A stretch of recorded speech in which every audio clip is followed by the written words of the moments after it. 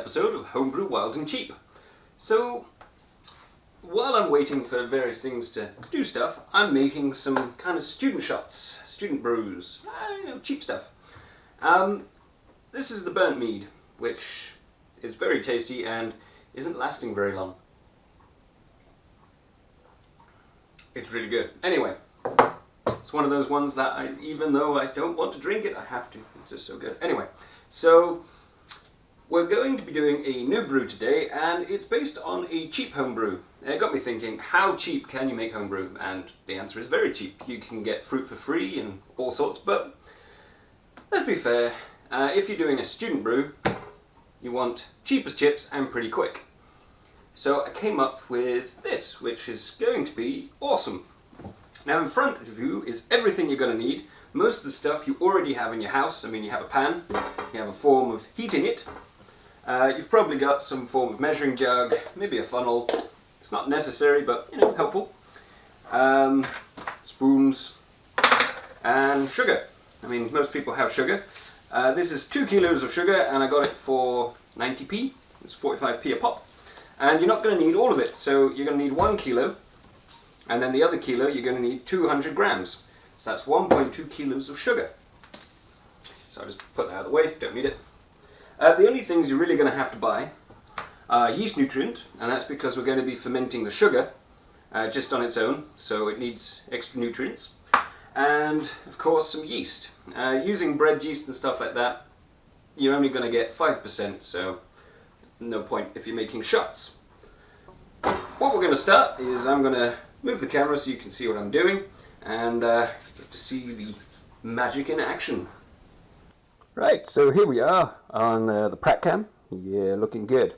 So step one for this simple process is to take your sugar and pour it in. And you don't have to worry about the lumps or anything. It's going to be perfectly fine because we're caramelizing the sugar. You don't add anything else, no water is needed yet. It's very difficult to do things off the side. There we go. And we're just dumping all of the sugar in. That's a lot of sugar. You can see, lovely. So now we're just going to turn this on. And I got it on a high heat. Got my spoon. Give it a minute to heat up.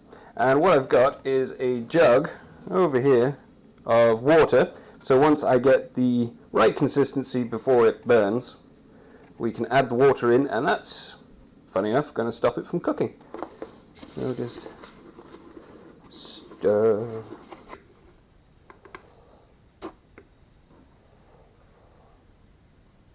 There we go. Give it another stir.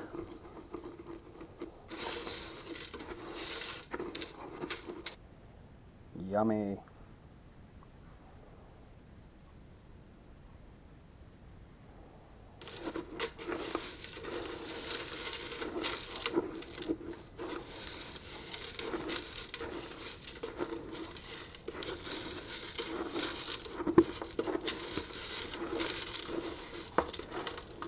Right, so it's been about 5 or so minutes, and as you can see, it's turned from white into kind of honey colour caramel chunks.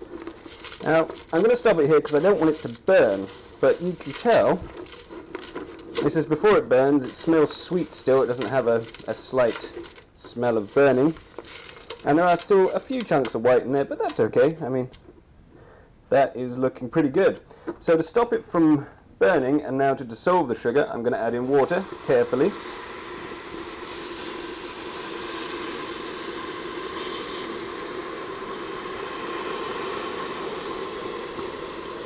There we go. That is 1 litre of warm water, not ice cold. And what's going to happen, this is all going to solidify, as you can tell, into chunks.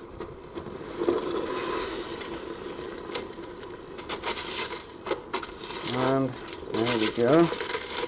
Just going to stir this all around so the bits that are stuck to the bottom, as you can tell, come out. Watch your fingers.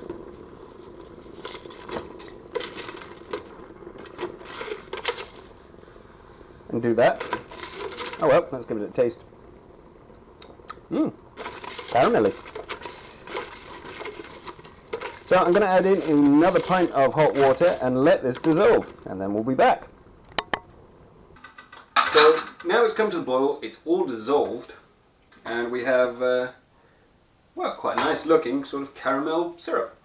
What we're going to do is leave this for an hour to let it cool down, because it's got really hot and it's sugar and everything. Then we'll come back and we'll add some more water to it and put it in the demi-john. So I'll see you in about an hour. So it's been sitting for an hour. It's now cool enough for me to touch. It's still pretty warm, but fairly cold. So I've got myself a litre of cold water, which I'm adding into my sterilised demi-john.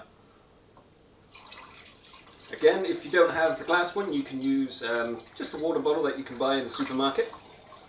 So we'll start it with something nice and cold. It's just to make sure the glass doesn't break. Could do. And now we get to see the awesomeness of how this looks. So I'm going to put you there. And we're going to pour the loveliness in. You can see the caramel sugar has got quite a nice colour to it. Smells good too. In it goes.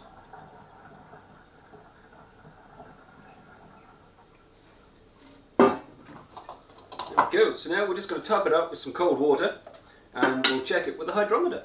So here's the last bit of the water being added in.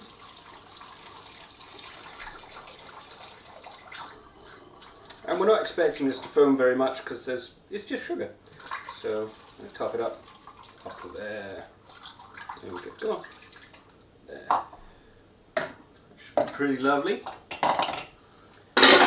So because we're going to be using the hydrometer, I'm going to give it a shake just to make sure all the sugars and we get an accurate reading with the hydrometer. And there we go. Give it a try. It's quite nice actually. Caramel. Sweet caramel. So add in the hydrometer.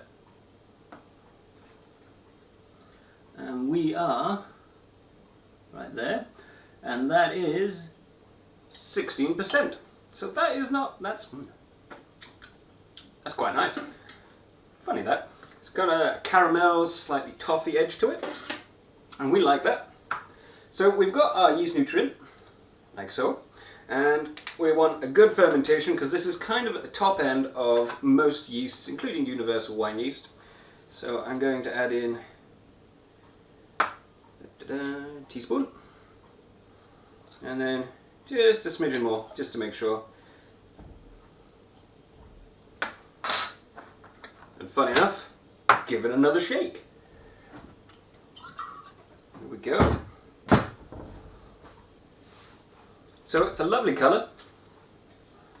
And it looks so pretty. So, got my universal wine yeast, and I'm just going to add in a little sprinkle, as I always do, because this is going to take off rather quickly.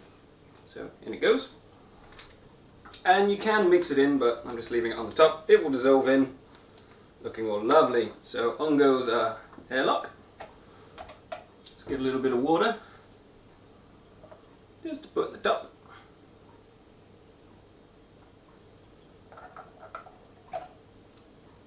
Looking lovely.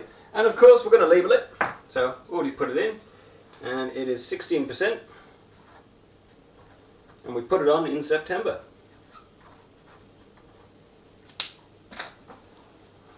Get my tape.